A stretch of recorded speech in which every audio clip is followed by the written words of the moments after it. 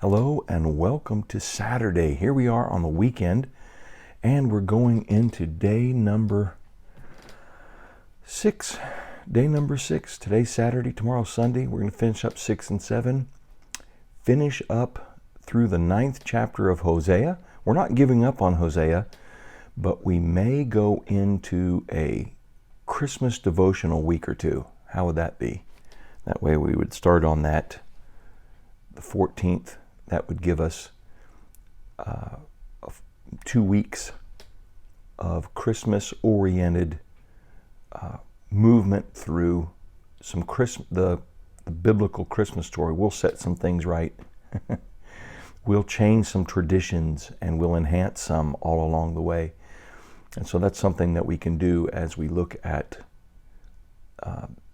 the events of the announcement and the birth of Jesus, and then the movement towards Egypt.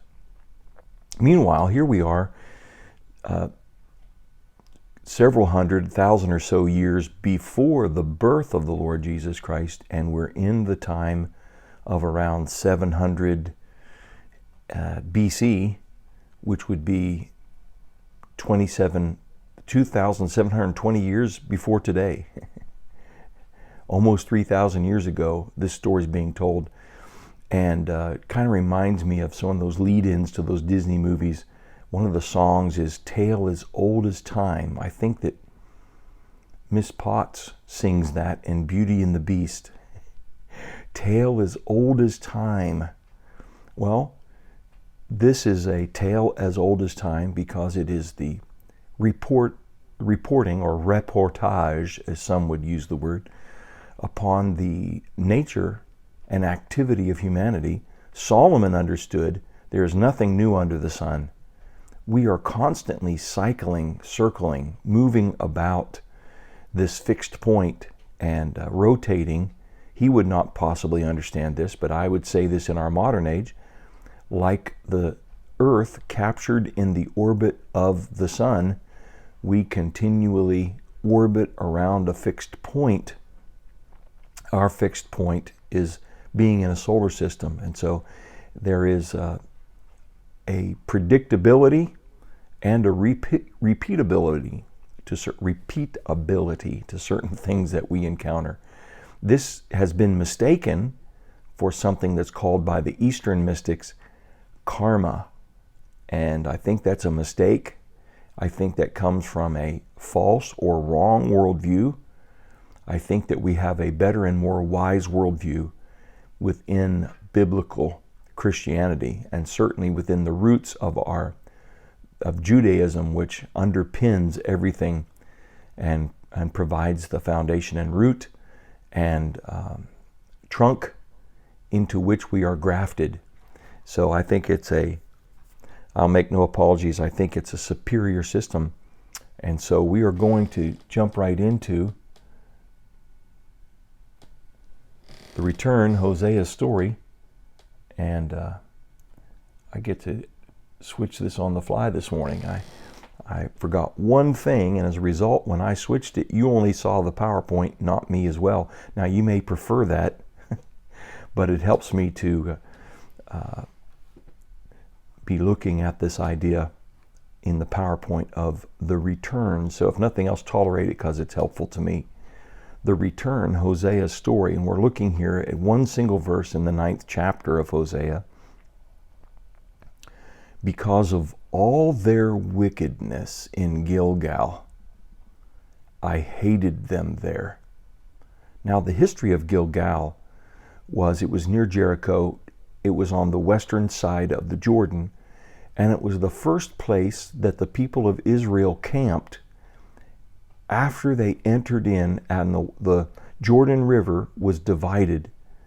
The priests carried the ark upon their shoulders, went into the middle of the Jordan at flood stage, and the Jordan then, and this would have been in the spring of the year, the snow melts of Hermon, and there was a torrential movement of water from the Sea of Galilee, the little lake ahead of between it and Mount Hermon, and where they would have been crossing, which was between the Dead Sea, just north of the Dead Sea. And as they were moving across here, this was going to be at flood stage. This is the absolute worst time to be crossing here. And yet, as the priests went into the water, it parted. And this rushing river was stopped up. And they were able to go across on dry ground. They grabbed 12 big rocks from the middle and then put them up on the western bank as a reminder that God had done that. And after the last person gets back up on the land on the other side, the priests come up out of the Jordan, and after they come up out of the Jordan, the water continues rushing downstream.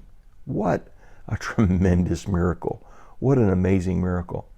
And it's here at Gilgal that they camp, and they are circumcised. All of the males that were not circumcised during the wilderness wandering of 40 years are all circumcised there at Gilgal. It's at this area that Joshua encounters the angel of the Lord, the captain of the host, he's called.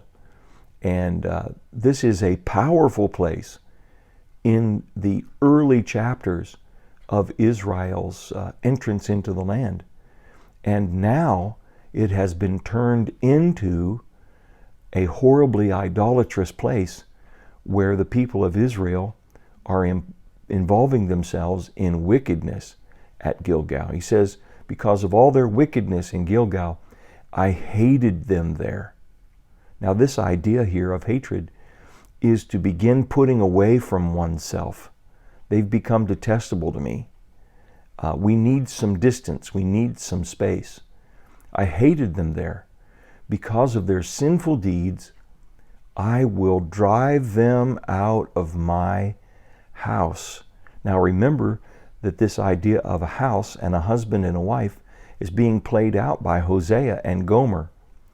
And this has become an intolerable, Hosea knows this intolerable feeling of providing a household, providing for a wife, and yet finding that that wife is going to other men in order to find the resources for her life that she desires. And she's willing to exchange use of her body with men for the things that she wants, whether they are grain or other things. There's things that she is basically saying to Hosea, you don't provide well enough for me. I don't appreciate your provision. I'm not content. And this very picture is what's been going on with Israel towards Yahweh. Because of their sinful deeds, I will drive them out of my house.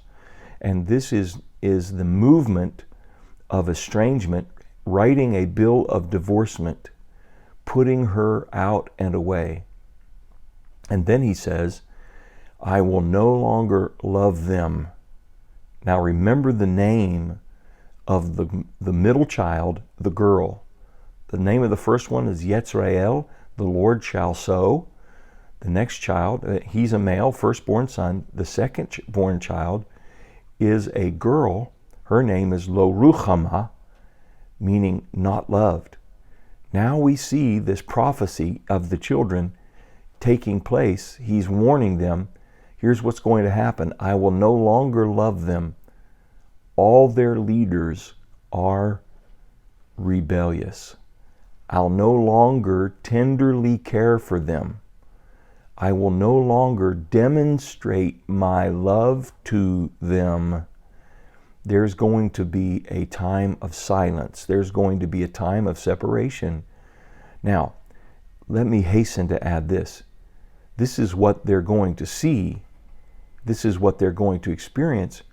But there is one undeniable reality, and that is that God is love.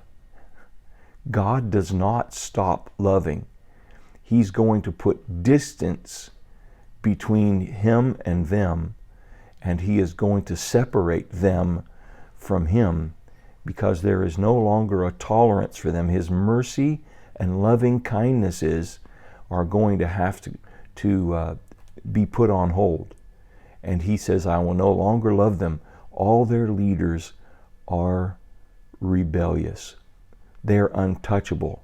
They're not receiving.